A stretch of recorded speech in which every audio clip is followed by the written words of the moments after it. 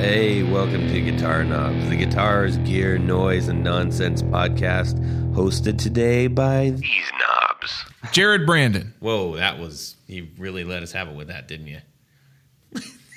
Jared Brandon. Chris Graham. Me, Todd Novak, and our very special guest. Matt Olson of Mattoverse Electronics. Yay for that. Woo-hoo.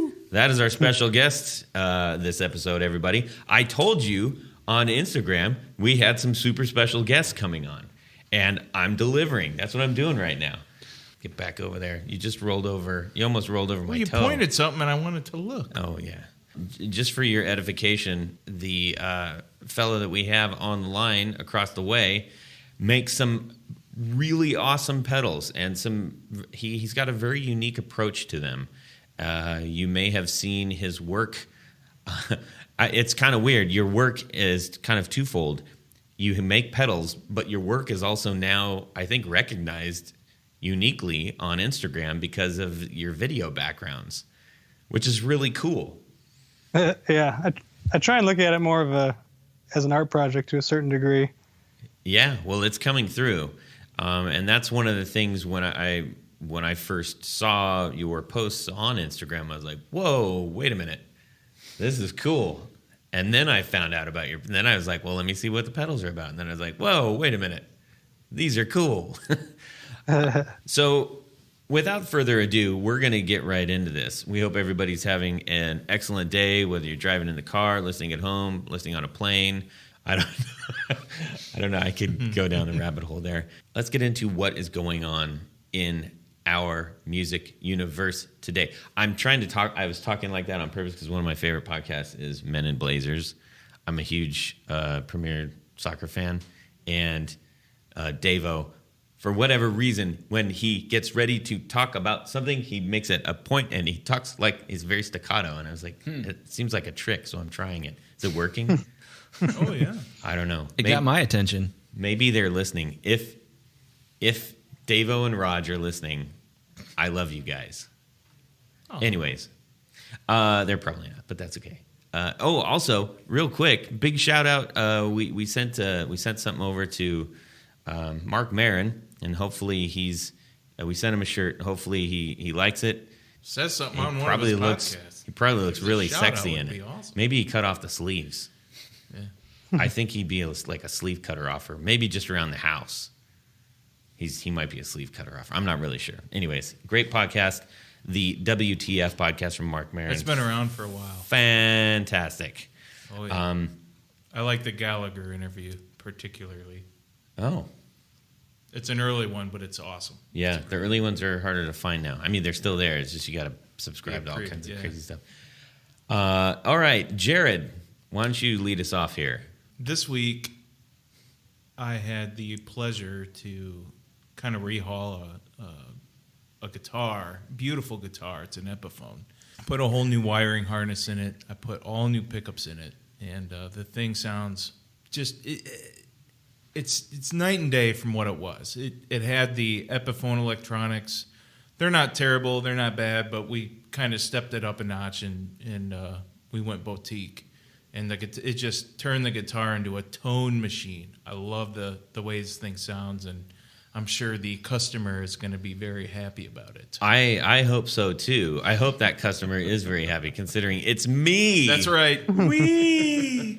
So, I asked Jared to take a look at my Sheraton 2, which I really love, but I just knew he could step it up with his pickup, so he did that, and then he pulled it apart. And lo and behold, he said, "Hey, man, I don't feel comfortable putting these pickups in here without kind of redoing the electronics a little bit." So he went ahead and did that. So I can't wait to. I haven't even heard it yet. It's sitting right in front of me, but I'm very excited to hear it. So much obliged. I took some pictures of it during the process, so you guys will get a visual. And it's cool because he just traded me some yard work, and I have to watch his dog while he goes out to dinner one night.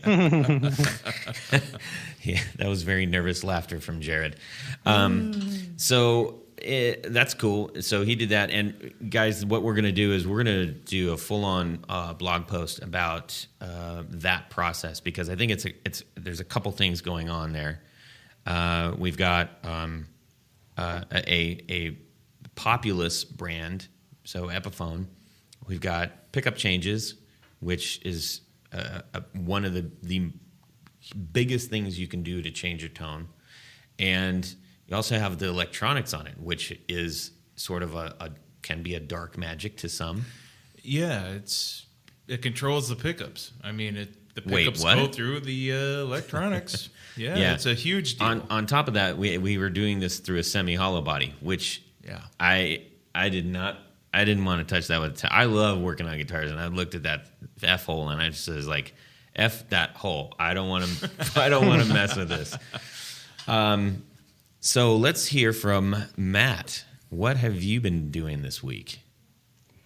Trying to build a bunch of pedals for one, I guess, but playing guitar, I've got a show coming up, and so just sort of trying to rehearse my own parts for that and get a little board put together, which pedals I want to use for it, I guess. Excellent. And I guess I'm just trying to use only my own pedals. Besides a tuner, I guess I haven't built a tuner, but I sort of started. Be really interesting if you did that. Yeah, I don't think it's probably worth. You can get a tuner for like $4, I think. So. Yeah, true. What kind of guitar are you playing? I play a road worn Strat. It's my poor man's relic. I used to work at Dave's Guitar Shop here in La Crosse. I don't know if you guys have heard of that place, but I worked there for about a year. It's been probably 7 or 8 years ago now, but during that process, I pretty much had every boutique guitar and amp you can think of at least once, because stuff would come in and, you got used stuff especially, and we could also like a lot of times take things home to try, especially the used stuff, so that we knew the stuff. So during that process, I sort of got to try out all the fantasy gear setups, I guess, to a certain degree. Wow, yeah. And luckily, I've sort of gotten it out of my system, saved my sanity a bit. But so you get to divert money into building your pedal kingdom, then. Yeah, I mean, building pedals was actually part of it was to get me out of the gear mania. It was to sort of slow down the process. Well, now you have the advantage of knowing what a lot of different gear sounds like. Yep, yeah, for sure that helped. That's kind of like in the Seinfeld episode where he says, "Sex to save the friendship," when they're trying to figure out, anyways. Oh, I'm familiar. That's cool. What color is that? Is that like your baby? Is that like your baby guitar? Or? I guess. I mean, it's black. I probably play this little like cheap Squire Strat that I sort of use as my test guitar when I'm working on pedals and stuff. That's probably gets played the most out of any of the guitars at this point. Huh. I'm not really that sentimental about gear. I usually buy like the cheapest bargain bin thing that I can be happy with, because when I have the nice guitars, I'm too nervous to take them out and gig with them, and I'm always freaking out about the humidity in the winter then. And right. Is the band that you're playing in, is that something you've been in for a long time, or? This show I have coming up it's like a sort of one of my own projects, so I actually like sing in that one. Oh. But I mean, I started playing guitar when I was, I guess, 14 or whatever, and played in a band for a long time based on that. And I just played guitar in that, and that was sort of more, I guess it was the 90s, so it was, aggressive rock. Right. Cool, man. So let's hop over to Chris, find out what's going on with him. Yeah, so not as much guitar this week as normal, but I'm kind of to a good spot with my electric guitars right now, where I've got my well, wait a minute. Actually, a lot's happened. I'm like, wait a minute. A lot's happened. I finished a Telecaster build, and a thin line Telecaster, and this I used to live in Athens, Ohio, and that's the home of Stuart McDonald, aka Stu Mac, the luthier supply company, probably top 2 or 3 or so in the world. And so lots of people that I knew worked there. And one of my good buddies gave me this awesome body with a flame maple top, this thin line telly, and then gave me a neck that he had reliced. And I started to work on it about 10 years ago, and I tried to do a nitro finish on it, and I just ruined it. It was awful.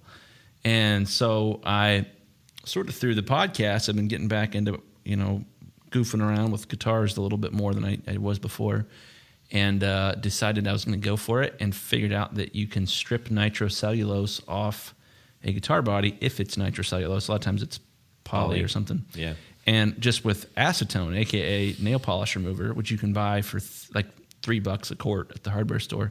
So I wiped it all down, and it took me like 15 minutes to get it back to bare wood. It was awesome. And then I finished it in tung oil. And tung oil is this amazing, it's an oil made from a nut. T-U-N-G, by the way. T-U-N-G. It's not like oil from a cow's tongue or something. Yeah, it's T-U-N-G, and you essentially wipe it on with a piece of cotton, and then you let it dry, and then you wipe a little bit more on, and you have to wait a long time for it to set up, but it makes wood grain pop. It makes the grain very three-dimensional, much more so than a traditional finish. And so I finished my telly build, and I put some Brandon wound pickups in there. Oh, yeah. Oh, yeah. And it sounds stupid good. I'm obsessed with it. So I'm not playing my other guitars that much right now. Just playing that telly a lot, and it's been super fun. Really warm and glassy and flexible. Do just about anything I want with it. I can make it sound like AC/DC or make it sound like Mark Knopfler. It's sweet. I love it. Yeah, those were the All Nico 3 that I did for you. I love it. Good Big fan. I paid my own money for them. It was great. So this is not an endorsement. This is an unpaid endorsement. This is a for real. I believe in them. I was more than willing to pay for them. Thank you. I'm still, I'm on the edge. So what I have been doing this week, and as we wrap up our little "What Have We Done This Week" segment, drum roll. I don't actually do a drum roll. So I got speaking of Stu Mac, I got which we have no affiliation. We are not supported or affiliated with StuMac.com. Good place, though. Maybe someday. I got a nice ebony bridge. That is nice. For my Godin Archtop 5th Avenue Kingpin. Right now, it has a plastic archtop bridge in it, which it's kind of like, man, you went to all of that trouble to make a nice guitar, but it's got like a plastic bridge. Like, I don't understand that. It does seem pretty silly. And it's the kind of plastic where if you click it, it's like, wow, that's like really, really, really hard and very porous plastic. All the things that don't make resonance happy. So I said, you know what? I would really like to change this out. And I think it was only like $25, man. But this is I'll pass it around. This is a really well finished ebony. It's really light. Yeah, it's what's the attenuated? No, compensated bridge, and it's the floating kind. So it's if you're changing the strings, careful. You got to mark where that bridge is supposed to go. Kind of like a violin. Yeah, it's essentially the same thing. So anyhow, I got that, and don't drop it. The only thing is, and this is what Chris was pointing out earlier in one of our phone conversations, but I'm going to have to do a little bit of sanding on this. Fortunately, not much, but if you are out there and you are going to replace your bridge, if you have an archtop and it's not like a multi-$1,000 archtop, check your bridge. Might be made out of plastic. And in doing so, when you replace that, there's the feet are curved, the feet that sit on top of the arched body, and if you don't seat that properly, you'll probably get at worst some weird vibrations, and also that may affect your tone. I don't know For sure, it definitely will. Chris says for sure he's an acoustic fella, so The same goes for acoustic guitars too. With if you've got a cheap acoustic guitar, yeah, but nobody really plays those. So. yeah, probably not. Just putting and Stu Mack, another shout out to them. They do No affiliation. no affiliation. You can get if you've got a Gibson or a Martin, you can, and you have a cheaper plastic or there's some other materials that are like Corian and Tusk, which are all far inferior to real bone. And you can get a bone saddle and put that in the guitar. And if you have even like on a really cheap Yamaha, you put a bone saddle in there, and the difference, mind blowing. Interesting. So much tone. Bridges are more sensitive than what the average person will think. I mean, you can what they do with violins. If you want to mute the sound on your violin, you get another piece of wood, which is called a mute. Yeah. And you add it to that bridge. You kind of slide it down. It looks like and a comb pinches. almost. It does, and what it does is it prevents the bridge from resonating more, and you get more of a It's good for practice. yeah. Yeah, I mean that's something also. That's a good point. If you do have an archtop or an acoustic, and you're Or playing, semi-hollow. or semi-hollow, Yeah. and you just want to kind of dull some of the acoustic, just a little piece of cloth, just even weaving it in between your strings will take care of it. Sure. Anyways, okay, wake up, everybody. Sorry, archtops and stuff. And it's an electric archtop, so give me a break. So, everybody who's listening is probably wondering, dude, why are you talking to this dude? This fella, Matt Olson of Mattoverse. And the reason is, everyone, as I kind of mentioned before, I spend an awful lot of time on Instagram, and I ran across a video and then quickly fell down a rabbit hole of Instagram posts that this fella Mattoverse was creating, and I was really entertained and very intrigued, because I think I was seeing something that was kind of different. A lot of pedals, there's a whole slew of pedals that are sort of like do-alls, like it has this huge range of what it can do. And what I seemed to be seeing was somebody who is putting a little bit more of a laser focus on functionality. And I have also mentioned in the past that we try to focus on makers, builders, luthiers, etc., that are doing something unique, not only with the product that they're making, but how they're getting in front of us and making us pay attention to them. And I definitely found that in spades, both with the product and the manner in which you were giving us those things. So, yeah, what microphone? What microphone says what?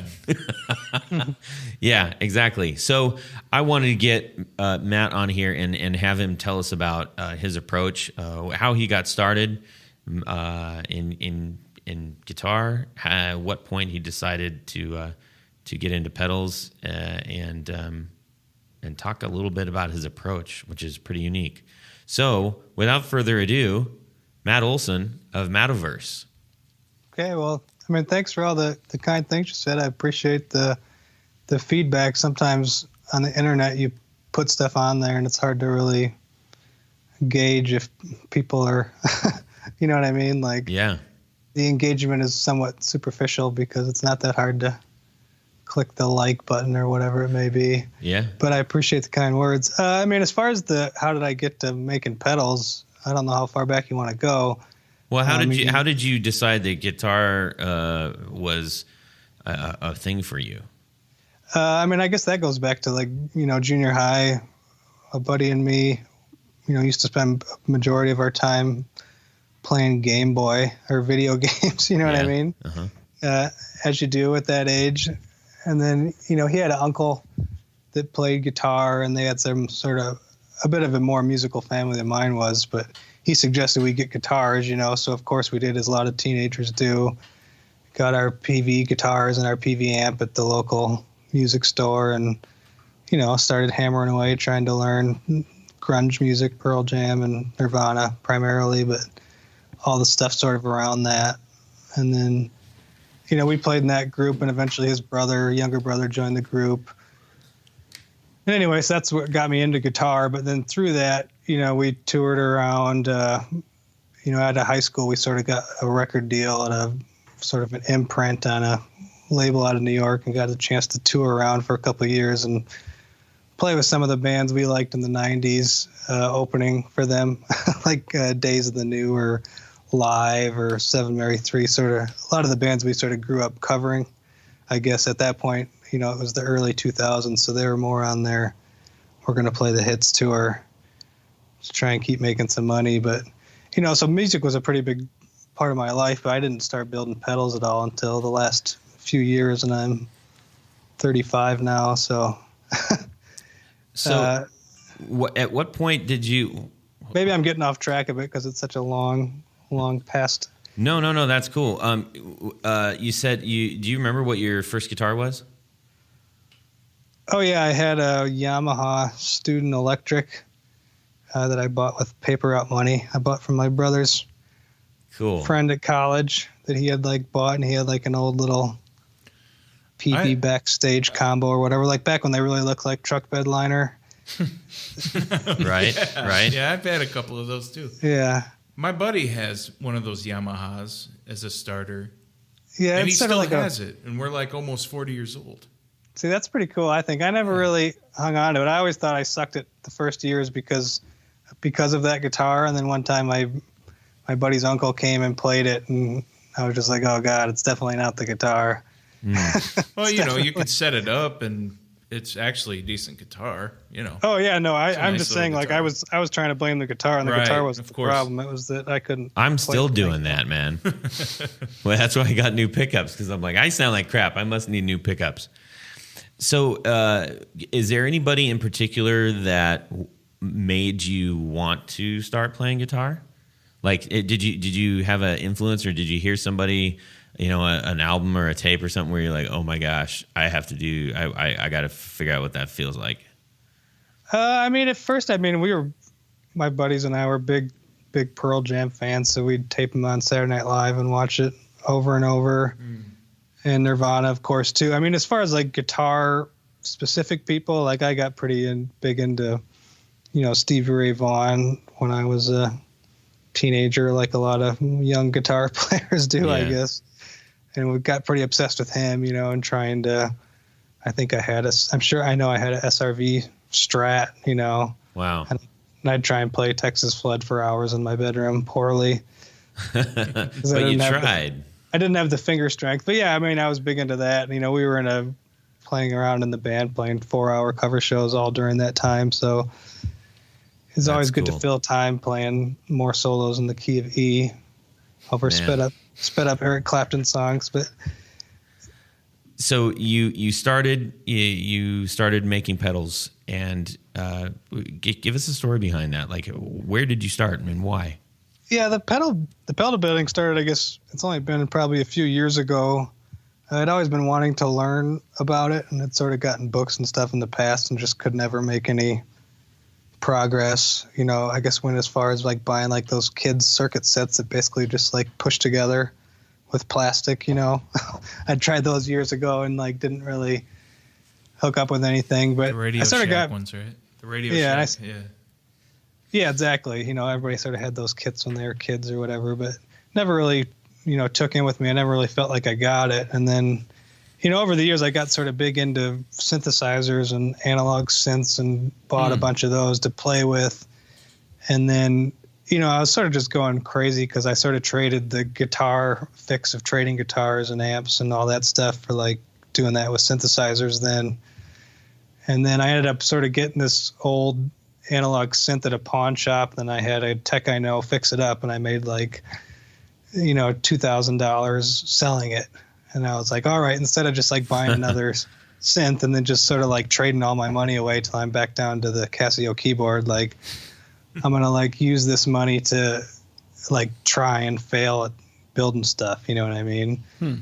So at first it just started out, like building like a clone of a boost pedal. You know what I mean? A lot of people that get into like audio electronics sort of start with the same sort of basic guitar circuits, which is often like a boost or something, or a tone control, or you know what I mean? Just like the things you'd put in a guitar itself. So the synth that you sold, that was sort of seed money to start the pedal venture. Yeah, it was exactly. It was like, this is sort of like free money, and normally I would fritter it away on buying and selling more gear, you know what I mean, and paying for shipping as I got the 7th amp for that year, Oh, man. And then I can't get out of that loop, man. yeah, so that it was sort of like a means to get out of that, but it was also like, all right, you're not gonna like, you're a moron, you can't really like, it's not sticking to read the books or to watch the YouTube videos, you know what I mean? I have to like try and learn how to solder stuff together and just like screw it up over and over. You know what I mean? But being to be like, okay, well, it's going to cost me $10 to do this wrong, and then it's going to cost me 10 more to do it wrong the next time. But by the 5th time, like, you're starting to do it right. You know what I mean? That would have cost you $50. Yeah. But I mean, like, now I'm sort of gaining like a better, like, I'm no electrical engineer by any means, but I'm gaining like a better intuitive understanding of some basic principles. You know what I mean? Like, if I put that in the wrong place, this bad thing's always going to happen. Like, I got to learn that it goes here instead, or whatever it may be. But then from that, I just started building first like little noise makers, like drone synths, because that's like another sort of entry point. And there's a book I got called, I think it's called like The Art of Hardware Hacking or something, but it's more based around like circuit bending toys and sort of basic like oscillator circuits. And that's something I had sort of gotten into. I had purchased a couple like circuit bent things and some weird stuff people have made off eBay and things like that, and was always curious about it. So, initially I just started building those and like putting them in little tins and stuff. And then I put them on Reverb or whatever, and I ended up starting selling some of them. And I was like, oh, this is weird. You know what I mean? I didn't think anybody would really care about them. So I was just trying to make them like in weird cat tins and stuff to make sort of like a, something that made noise and did something that you could sort of manipulate, like a synthesizer that had knobs, like it was. Yeah. But something that also sort of looked interesting and was cool on its own. You know what I mean? That even when it wasn't. Well, let me ask you this. So, like the pedals that you sent us that we've been playing with are very interesting, and they're super unique, as far as noise makers go. And I think some of the perplexingness I think that Todd was getting at is, you're talking about your heroes, Seven Mary 3 and Pearl Jam and Stevie Ray Vaughan. Those guys would probably these are pretty out there, as far as pedals go, as far as being interesting and unique, and it's almost the exact opposite of what those guys are about. Yeah, well, I mean, a lot of that stems though from like, I was big into like those groups and that, blues music and that kind of stuff when I was a teenager, and then once I wasn't, as I sort of got out of high school and things, like my musical taste varied pretty widely away from that. Yeah, so with that, like me and Todd were playing with some of these pedals, and we're sort of like thinking about, man, like what's the band, what's the artist, for you that would just be a dream come true of XYZ artist is sold out Madison Square Gardens or I don't know, the Ryman Auditorium or something really prestigious, and they're using your pedals, and everyone's like, how do you do that? Oh, he's got those Mattoverse pedals. Who's sort of your dream, someone like that would find your pedals and that would really serve their style of music? I don't know if I really think about it quite from that perspective, but I can say that like stuff that probably influenced, me in that direction. I mean, I was big into Radiohead, but I didn't really get into them until Kid A. So I sort of started on the weird stuff, so I always sort of like the weird stuff better. You know, I mean, I like a lot of weird. I guess my wife says it's weird. You know, she doesn't like what's this weird noises in this. You know, I like deer hoof and other, you know, animal. I like, you know, just like I don't really. I don't stay on anything for too long, but I get pretty into things for short periods of time. So I just won a trophy in here because right as you were about to say what the name was, I looked over to Chris and I said, Johnny Greenwood. And I'm pretty big into radio. I was like, yes, I win. Winner. I'm a winner. Hey, real quick, Jared, why don't you tell everybody what pedals we have in front of us so they can understand what we're referencing here? Well, the first two pedals I actually had and tested out was the Drone Tone and the Bad Passenger Fuzz. Liked them both. The other two was Swell Delay and the Wobble Room. I did not get to use the Swell Delay, but I used the Wobble Room. It was pretty cool. I love the design on these. The visual is on the visual design on these pedals is just fantastic. It goes right with the effect, in my opinion.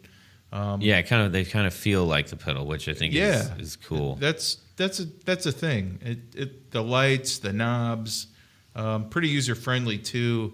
Drone Tone I had some fun with, and you know what? Something I wanted to mention before I got into actually looking at these pedals in front of me. When I use these pedals myself, I kind of thought of associated these effects with the band Muse. Okay, sure, yeah. Yeah, I think he has those effects inside of his guitar or something like that. But he had an actual touch screen on the front of his guitar. I mean, that was one thing that they did, but they're more than that, obviously. Well, yeah, but that's just what I associated these pedals with. But and I like that music too. Yeah. But yeah, I used the 3 out of the 4. Really, I liked all 3 of them. I messed around with them for a while. Yeah. The Drone Tone was really cool. You just mess with the re, you know, and you get the. And so let's explain what that is. Here's the mix volume. You can mix that too. Yeah, let's explain that real quick. Or actually, instead of us explaining it, why don't we have the maker kind of maybe run us through these 4 particular ones, and then kind of get into any of the other things you want to chat about real quick with the other pedals. So starting with the Drone Tone, Matt. Mm-hmm. Well, with that one, it was pretty much. I was sort of making these drones, sort of made that, you know, it's basically just like a pulsing sound that you can sort of set the speed and pitch of. Mm-hmm. And a lot of people would say, oh, you know, can I plug my guitar into this? You know, and at the time, like I hadn't really considered wanting to do that. But after people sort of messaged me and asked me about it, I was like, oh, I don't know, you know. And so I experimented around with that and tried to do like sort of a basic version of that. And actually the first pedal that did that was this one I don't build anymore called the Gator Drone Fuzz, which is sort of like the Drone Tone combined with the Bad Passenger Fuzz in one pedal. I mean, tonally it was slightly mental. It was slightly different, but like initially I had it connected with the fuzz because the sort of the pulsing sound would sort of like make sort of weird, you know, like, I don't know, audio artifacts or whatever. It would push the amp funny and it would make the guitar respond differently. But I mean, with the Drone Tone now, primarily what I use it for is I set it to like a pitch, like a low E, for example, or a A on the low string. And then I just set it to a rate and I almost sort of just jam along with it like a metronome that has a pitch. So it's sort of like a metronome with a pitch center for me. You know, and other than that, you know, you can also set it to the drone mode and do sort of just like the pitch sweep kind of stuff for crazy effects. But yeah, I mean, that was sort of the idea behind that was it was a separation of those 2 pedals, but also just like a really basic introduction to this kind of an idea. Yep. in a guitar pedal because, for most people, it has no practical use whatsoever. You know what I mean? It's not like you're not going to sell like 1 million of them. You know what I mean? It's not going to be like the DS1 or something. That was such an epic description. That's really funny. I mean, that's probably the case for like almost all of my pedals. Like that's.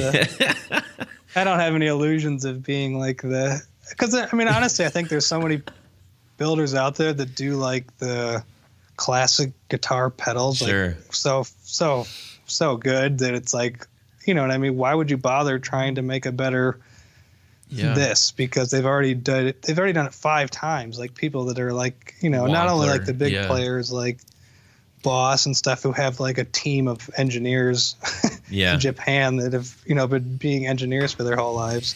Well, that's but even the things. like, smaller builders like Chase Bliss, like he can't beat that guy. I mean, look, if you're trying to get like a pedal that can do everything in that particular effect category, you know what I mean? It's like you're not going to find anything better or be able to engineer it better. I can't. You know what I mean? Yeah. That's one of the things me and Todd were talking about with these pedals, of how there's the ones that we were messing around with, the exception of the delay one, I think. But even with the delay one, there's sort of this like thing going on of this is the pedal you'd want to use at the end of the trippy song to make a lot of crazy noise, and then you bend down at the end of the song. Or the moment. It's a moment. Yeah. It's sort of a moment use. It's not a always on kind of thing. Yeah. Something that you'd reach down and then manipulate the knobs and, sort of get some sort of crazy, trippy explosion of noise at the end that then sort of decays out to... Let me touch on that really quick. We were joking around with Johnny, the idea of Johnny Greenwood, but I think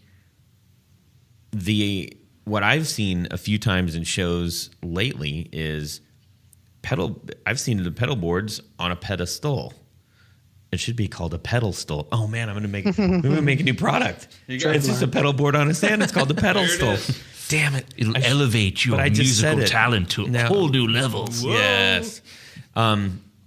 Anyways, the idea that these are pedals that you would opt to tweak mid-song. It's not set it and forget it. These are very much made for that, for the tweakage. So let's talk about the Bad Passenger really quick. I mean, that was a friend of mine that I had sold one of those Gator drone fuzzes to, really liked it, but he's like, you should make a one knob fuzz. And it's like, honestly, something I had never considered doing. For one, because there's so many out there, and for two, it's like with the one knob fuzz, you can't really sell it for very much money because it's got one knob on it. And so like there's not really like much margin there to like make it worth your time to do it over and over. You know what I mean? Sure, to build one or whatever, but that's always sort of the equation you have to run when you're building these and hoping to not lose money in the process. But yeah, I mean, that one started it was actually sort of meant to be the fuzz part of the Gator drone fuzz, because some people really like the fuzz part and some people really like the drone part, but just separating those out. But it didn't quite turn out exactly that way. And honestly, like it's really like sounds best if you're like already at full volume, where it's like you're not getting this huge volume boost because there is no, the knob is just volume. So I've played some. I'm not a big fuzz fan myself. And, I'm not a huge fuzz guy and either. I've tried out about 3 or 4 or 5 different. This is my favorite one. I really like this fuzz pedal. I played it through a couple of AD30 orange amps, and it pushed the amps. I just love the way it sounded, so I just want to throw you that compliment. Oh, thanks. Yeah, no, I mean, it probably would sound good for that because it's sort of maybe a more woolly sounding fuzz. Yeah. I don't know if that's a way to describe it. No, I'd agree. That's a good way to describe it. I thought. So when I said it, I like boost pedals.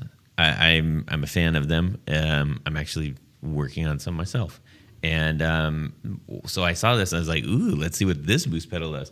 And I know that it was called the Bad Passenger fuzz, but you also called it a boost. And like when I turned it up, it just got really loud, and I thought it was just going to get more fuzzy. So I was like, oh crap. Yeah, it drove that orange amp the amps that I had. Yeah. That's what I just loved it. So it's essentially a boost pedal that just has an always on fuzz factor. Well, sort of. I mean, I guess it's like I don't know if I marketed that as I have a different boost pedal, the high-low boost. But Yeah. Yeah, I mean, it has a huge amount of like volume that it can put out, the Bad Passenger fuzz. So yeah, I mean, it can drive anything you want into mayhem, I guess. If that's what do you recall what the dB range on that is?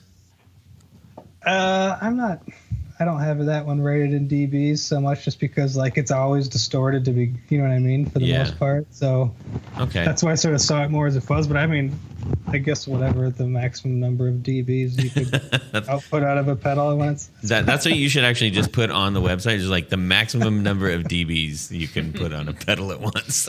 I mean, I don't know how. I guess I'm saying I don't know how I would make it louder. Yeah, I don't know how either, because that got really loud. That was exceptionally loud. But it sounds, I mean, we played it through your, what is it, Little Princeton? Little Princeton reverb. Holy moly, man. It was making that thing thunder. On 3. So tell us about the swell delay. Yeah, the swell delay is, it's basically just sort of like, it uses that PT 2399 delay IC. There's tons of pedals that use that one. So it's not an analog delay pedal, but it uses that chip, and that chip is sort of known for having the analog quality where like the repeats sort of lose fidelity, so it sort of has that same kind of vibe as a analog delay pedal. But it doesn't do super long delay times. It probably goes up to like 500 or 600 milliseconds, and then on mine I left the knob with like the last 3/4, like it gets quite a bit noisier, but you also get a lot longer delay time. A lot of times people build it with that chip and they just stop it so it never can get noisy. But I'm just like, well, some people use that as an effect, and sometimes it's nice to be able to have as long a delay as possible. Well, yeah, you can play over over it. So the swell basically is just like, it's basically just connecting the, it'd be like if you just maxed out the repeats knob by pressing a button. That's essentially what the swell button's doing. So okay.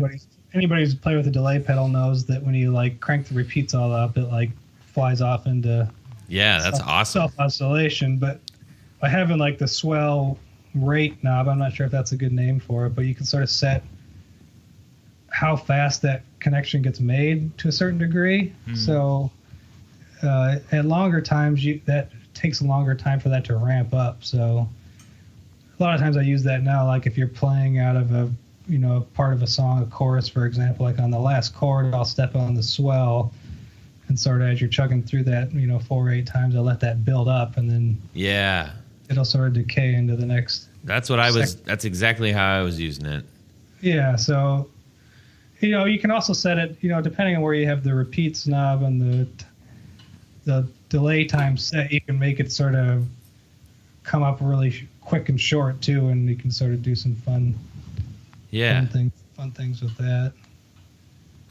So Matt, tell us about the wobble room pedal. I had that, and I had a lot of fun using that. I like that pedal a lot. Yeah, that was pretty cool. It was like I was chugging along with the rate, and it sounded like I had more than one guitar, like 3 or 4 guitars trying to play that. It was pretty cool. So tell us elaborate on the wobble room pedal. Yeah, the wobble room's sort of a weird one. I mean, I guess both that and the swell delay sort of came out of this Warble Swell delay pedal that's now the Warble Swell Deluxe delay, but it was sort of the same bass delay circuit as the swell delay, but it also had like a modulation that's done like, I guess, optically or whatever.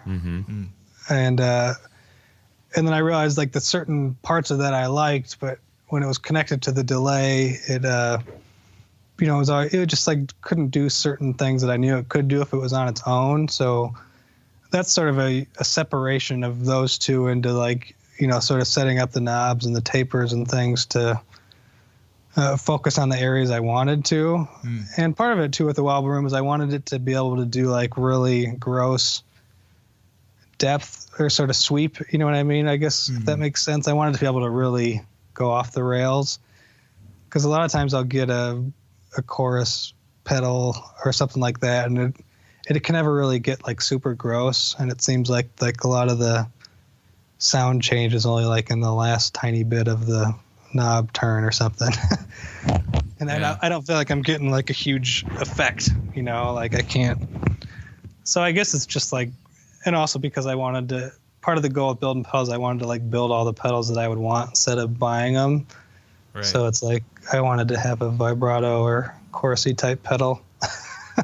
So that's why I built it. I mean, a lot of the stuff I build is just I like, you know, I want to build it for myself, and I'm like, well, instead of making one, I should make, you know, start out just being I'll make 10. You know what I mean? Sure. And I'll put them up for sale and see what happens, and then if I sell those, well, then I'll make 10 more, I guess. You know what I mean? Yeah, touch on that really quick, because I think that's anybody who is dabbling. So I've been dabbling in pedals, and not to be like, oh, I'm going to, you know, go be a pedal builder, because, you know, there's a lot, like you mentioned, there's a lot of people out there doing that, and there's a lot of people out there doing it really well, and I'm not one of them. But I love the idea of getting into the things that I'm working with. And I think it's, when you do finish a pedal, you're like, this is a really great pedal. I bet a lot of people would buy this. At what point did you say with that first or second pedal, you're like, you know what? I wonder if people would buy this. Like, hey, go walk us through that a little bit. Well, I guess it probably started with some of the drone type synthesizer things that don't have any guitar input. Those are the things I first started selling. And, you know, when I first started selling those, like I said, I'd done those tins and things, and I sold those, and it was sort of hard to work with the tins and to find enough weird tins at the thrift store and things to keep that going. So I was like, all right, well then I'll, you know, try and get the Hammond boxes or whatever and make something that's like a little easier to build repeatably. And that's sort of what led to all the other things. To begin with, I didn't plan on building any guitar pedals for exactly like all the things we've been talking about. You know what I mean? It's like there's just so many of them out there and this and that. But then it was like, oh, well, I sort of wanted to build some for myself. And then I started combining some of the drone synth things with guitar pedals. And I'm like, oh, well, this is sort of different. You know what I mean? Yeah. There's not a huge market for it, but there's a way bigger market for guitar pedals than there is for like drone synthesizers on their own. You know what I mean? Right. So it was sort of like a marriage of those two things. So, I mean, that's sort of like part of the reason a lot of the pedals are pretty basic in a certain degree. You know what I mean? They don't do like 10 things. They do like 1 or 2 things because I want them to be like simple and knobby. You know what I mean? Yeah. A lot of us just started trying to build things I wanted. And then it came to the point where it's like, okay, I've made some money back. So now I can reinvest that into like, you know, trying to learn how to do it better or try a new idea. You know, so some pedals I'll build, you know, I'll sell not that many over a period of 6 months, you know what I mean? A particular model. And then sometimes you'll sell a bunch of one for a while. You know, it's sort of. Do you mind explaining, just out of curiosity, because I think, you know, you're a perfect example of like, hey, I didn't try to set out to do this, but ta-da. Yep. What is a lot and what is many? Like, do you mind telling us that? Oh, yeah. No, for me, I mean, last year was like the first year I tried to, I guess I could say it's the first year I made an effort to sell something. You know what I mean? Uh-huh. Like, you know, I'm going to build 10 or 20 of these and like for the purpose of sale. You know what I mean? Not to keep them all for myself. So last year I sold like 239 Holy pedals moly. Or something like that. You know, that's between for not trying to sell something. That's pretty great. Yeah, pedals and drone synths, and I had really just been doing that maybe more seriously in the, you know, the last 6 or 8 months of the year. So you're quitting your day job, is what you're saying? No, not even close, unfortunately. But anyway, so I started. You know, I got like a lot of good feedback from people, and also something I do with pedals, I always send out like music, because primarily, like, for the last 20 years, I've been playing and making music in a variety of formats. So Right. to a certain degree, it was like I wanted the pedals just to be another introduction to whatever. I mean, that's sort of where Mattoverse came from. It's sort of a dumb name for guitar pedals, but like, What? like I had like so many different. I had probably like 5 or 6 different music projects online. You got all the flipping Facebook pages and Bandcamp accounts, and like it was sort of an effort to try and like compress all of these things under one heading. You know what I mean? I like the name. Yeah, it's but the the guitar universe of pedals Matt, were just right? sort of an extension of that, because it's more about, for me, it's more of like a holistic thing. They're all sort of feeding off each other. You know what I mean? So when I sort of lose the Jones or the drive to write and record music, well, then I can build these things and sort of make them look like neat things, and then I can make music with these things and make videos, and that sort of gets me re-inspired to play the guitar and write songs. So I'm trying to look at it as a feedback loop. Well, I suspect that there's a lot of people in your shoes, so to speak, of, I've got a full-time job, I'm really into guitar, and I want to do something with that that's beyond, I don't want to be a rock star. Like, I want to build something. And I want to be a rock star. Well, and I don't know. I think that there's a real big push in our culture right now where we see people, whether that's, I've got a side project that's a band, or I've started making handmade microphones, or I have started doing voiceover, whatever. I think that there's a huge drive for that, and that's cool, man. Yeah, well, it's funny because that's us three.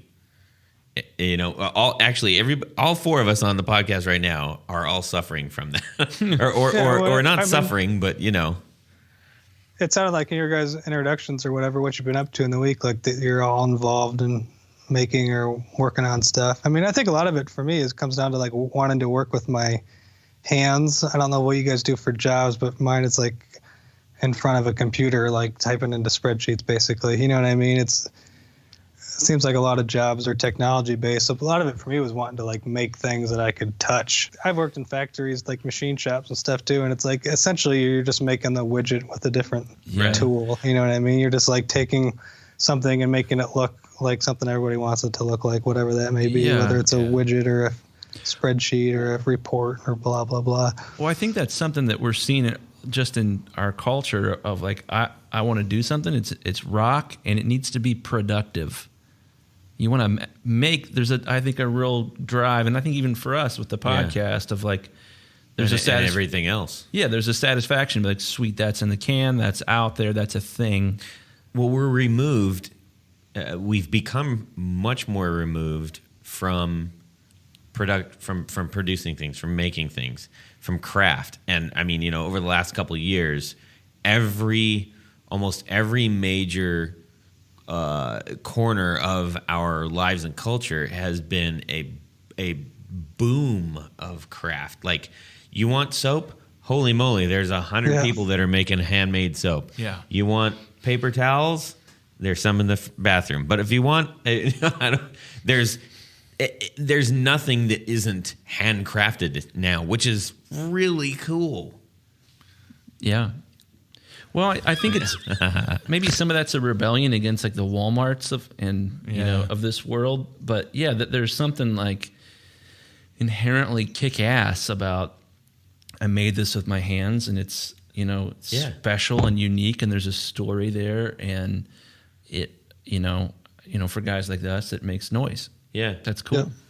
Yeah. I think the internet just enabled like people to see what other people are doing. You know what I mean? Yeah. With places like Etsy and stuff like that. Like, it's just, you can make whatever thing you want, like, and put it on there. Maybe nobody will look at it. And for the most part, like, as a percentage basis, nobody is looking at it. You know what I mean? And nobody ever will. But the world's a pretty big place.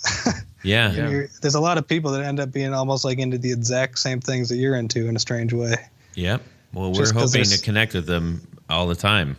Yeah, there's so many of us. So just out of curiosity, when you're sitting down you're like, yeah, I think I'm going to start messing around with this new idea I have for, a wobble fuzz. I don't know. That's an idea, by the way. You can take that and run with it.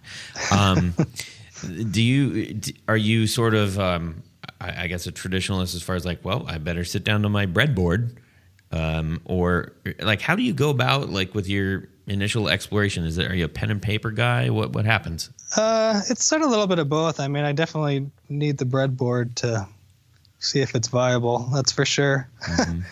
But I mean, a lot of times it's just thinking about what it is I think I want it to do. You know what I mean? And then trying to think like what aspects of what I've already done like could be used as potential building blocks. You know what I mean? Right. Because like in guitar pedals, it's like pretty modular in a way. Like every pedal, the guitar needs to go in and needs to go out, right? So it needs to go through something, and it's like always needs like not while it's off, but while it's on, like it's got to go through some sort of a buffer or something so that you can mix whatever you're doing with it, or vice versa, or mix it into something. Like most of the stuff in guitar pedals, like there's not that many different ways to skin the cat, I guess. Well, that's a great segue. Where do you see Mattoverse Electronics going? Like, and I don't mean to give us your 10-year, PowerPoint, but like, what? Surely you're making products that give us the impression that you're thinking ahead of wherever you're at right now. What are you thinking about right now? Where are you going? I mean, probably more on the less traditional guitar pedal line. I mean, I'll probably keep building like the fuzz and the high and the boost and possibly the wobble room. But like those aren't like, there's so many pedals in those categories already. Mm-hmm. You know what I mean? Like nobody has like an empty spot on their board for another boost or one knob fuzz. But they don't have awesome video backgrounds. Yeah. But I mean, I don't know. I don't do it for a living. And, though, like once you start selling some, you're like, oh, maybe I could do this for a living and my life would be amazing. But I mean, I don't know. The reality of it is like you'd have to make so many, you know what I mean? That sure. You'd probably like want to jump off a cliff. You know what I mean? Like, well, that's why it's interesting talking to people like you, because you're making a dent in our guitar world. You have a presence, yeah. But you're doing it out of a passion move, not because you have made a career choice. And I think that's unique among a lot of craftsmanship, to be quite honest. And the fact that it isn't simply that, talking about soap is like, hey, I'm not knocking anybody that's making a handmade soap, but guess what? It's handmade soap.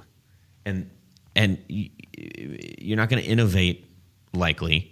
There's not going to be massive innovation in handmade soap, but there is like a world of possibility just with a simple resistor change, I think that's part of the thing that's so fascinating about this kind of craft. Yeah. That's cool. Well, Matt, we're going to move on to a super exciting, if we can stand any more excitement, portion of our little podcast here. Okay. Chris is going to deliver it to the world right now. We're going to play the guitar version of "Would You Rather." We see, the thing is, the only effect that we ever have for any kind of an intro is just echo. So maybe that's a pedal, Matt. You can work on an intro pedal. There we go. Or we could do like this three that has like 8 knobs. Would you rather? Would you rather? Would you rather? Would you rather? Would you rather? So here we go. Here's my would you rather question for you. Would you rather? Let me find it here. Would you rather have? We all get to answer this. We all get to answer this. We're going to go in the circle. Would you rather be a super famous musician in your own lifetime, but you're a talentless hack, or have zero musical success until after you die, but you're a musical genius? That's a good one. Okay, let's give Matt. Well, he just talked for a whole long time, and let's let him get a little bit of water and ponder that. And we're gonna hit Jared with that. There we go. I'll repeat it. Super famous and successful, but terrible musician, or not successful in your own lifetime, but you're a musical genius. I will take the latter. I will take the not rich and famous, but you're a genius. But a genius in music, yes. I would any day. Guys, me personally, I've dealt with some people that have had the fame and all that kind of thing. And I just don't want to be one of them guys that are up playing the same song that they've been playing for 40 years. I feel for those guys. You know, Can you imagine being the Eagles and playing Hotel California for 40 years? I mean, can you imagine like a gold lined swimming pool that they're probably drinking a Mai Tai I don't have in to have that right now. Me personally, I don't have to have the I don't know what the Scrooge Duck the swimming pool of money and gold. I just don't have to have all that, man. No, I get that. I would take a different approach to this question. I would much rather be a talentless hack who's successful in his own lifetime. However, I would probably preface it with a talentless hack who doesn't take himself seriously. Okay.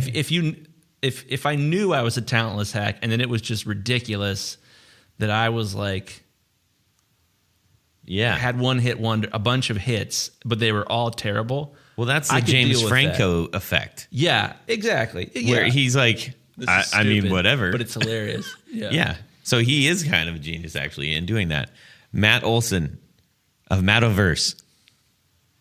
I'd probably lean towards the latter one, but so you'd rather be a musical genius and no one ever know.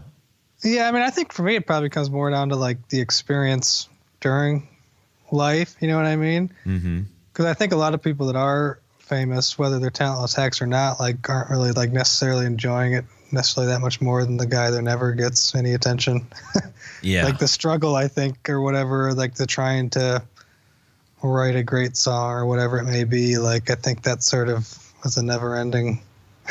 Yeah. Now, if there was a choice where you could have that not be there and like you could just enjoy it and whatever comes, but I think it's always going to be a struggle to. Can I jump in, please? Yes. Thank you. Yes. Let me give an example.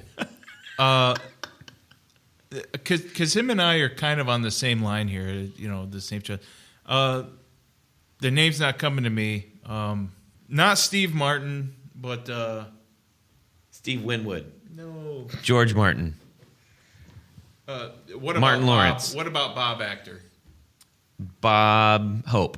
No. Bob Ross. The what about Bob actor? Richard Dreyfuss. No, in Groundhog Day. Bill Murray. Bill Murray wrote a story about how he had his car break down or something, and he was in Marion, Ohio or something like that. And nobody really knew who he was, and they were kind to him.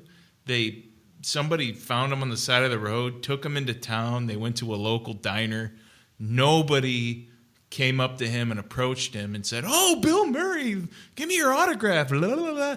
He was so thrilled about that. He wrote about it, and it was an article. It was a thing. It was a story.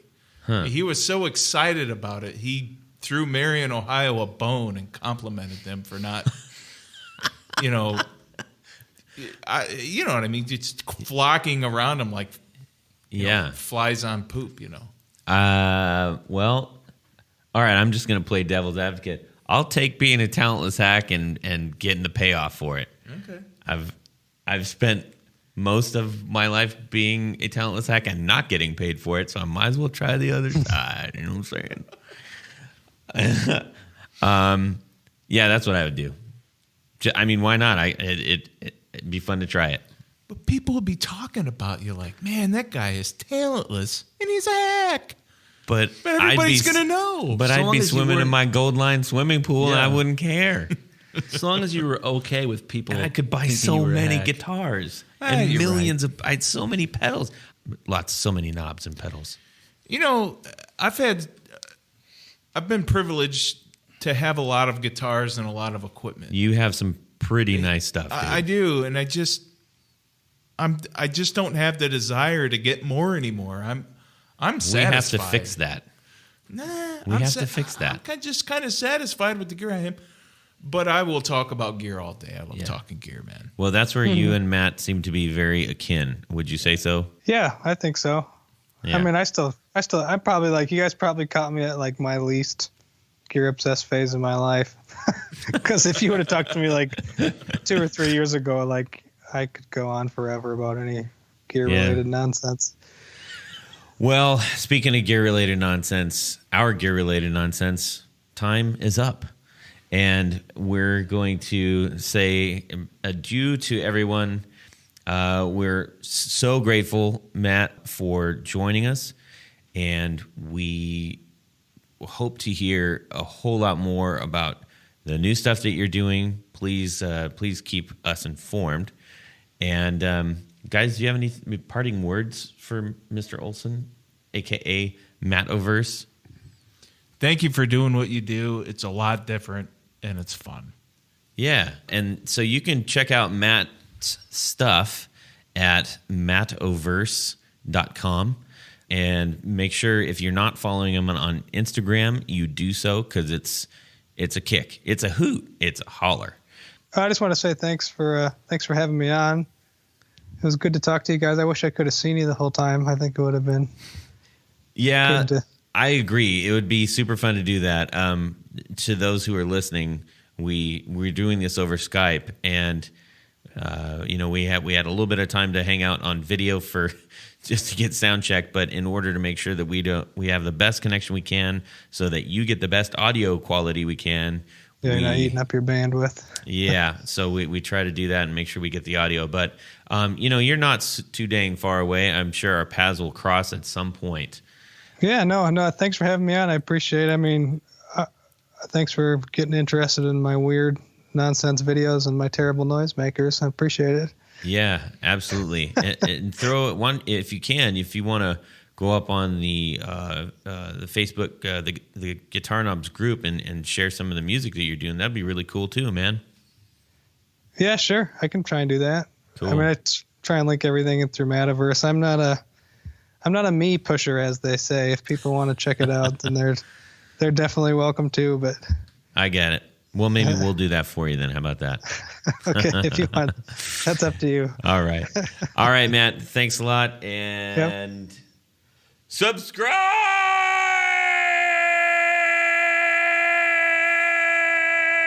That's a pedal. You just make it that sound, and you just keep it going. It oscillates forever. Well, that's it for these knobs. Please visit us at our website at theguitarknobs.com for episodes, news, and guest profiles. You can get all social with us on our Facebook group at facebook.com/groups/guitarknobs. Give us a tweet at guitar_knobs. And check out our gallery on Instagram at guitarknobs. No spaces on that one.